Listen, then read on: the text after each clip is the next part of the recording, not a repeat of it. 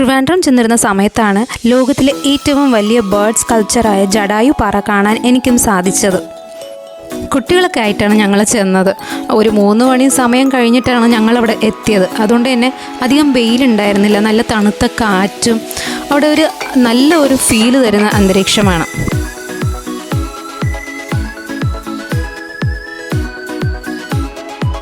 ഇരുന്നൂറ് അടി നീളവും 150 അടി അകലവുമുള്ള ഈ ശില്പത്തിന് 70 അടി ഉയരമാണുള്ളത്.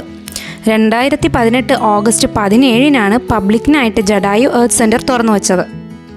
1999 ജടായു പാറയും അതിന് ചുറ്റിയുള്ള 65 ഏക്കറായ സർക്കാർ സ്ഥലവും പാഴാകി പോവാതിരിക്കാനായിട്ട് സംരക്ഷിക്കാനായിട്ട് അന്നത്തെ IAS ഓഫീസറായിരുന്ന ദേവേന്ദ്രകുമാറാണ് നടപടിയെടുത്തിരുന്നത്. 10 വർഷങ്ങൾ കൊണ്ടാണ് ഈ പാർക്ക് നിർമ്മിച്ചെടുത്തത്.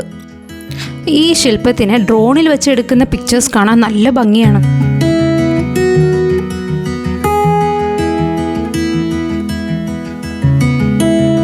ഇതിൻ്റെ പിന്നിലെ ഐതിഹ്യ കഥ എന്താണെന്ന് വെച്ചാൽ, സീതയെ രാവണൻ കടത്തിക്കൊണ്ടു പോകുന്ന സമയത്ത് സീതയെ രക്ഷിക്കാനായിട്ട് ജടായു രാവണൻ്റെ പിറകെ പോകുന്നു. രുദ്രഭാവത്തിലുള്ള രാവണൻ ജടായുവിൻ്റെ ചിറക് അരിഞ്ഞു വീഴ്ത്തുന്നു. ജടായു താഴേക്ക് വീഴുന്നു.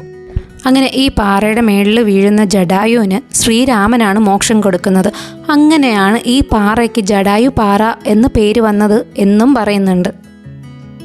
തൊട്ടടുത്ത് തന്നെ ഒരു രാമൻ്റെ അമ്പലവും ഉണ്ട് അവിടെ. അതുപോലെ കുറേ കുരങ്ങന്മാർ ആ അമ്പലത്തിന് ചുറ്റിലും ഉണ്ട്. ആ കുരങ്ങന്മാരൊന്നും ശല്യം ചെയ്യാനായിട്ട് വന്നില്ല കേട്ടോ.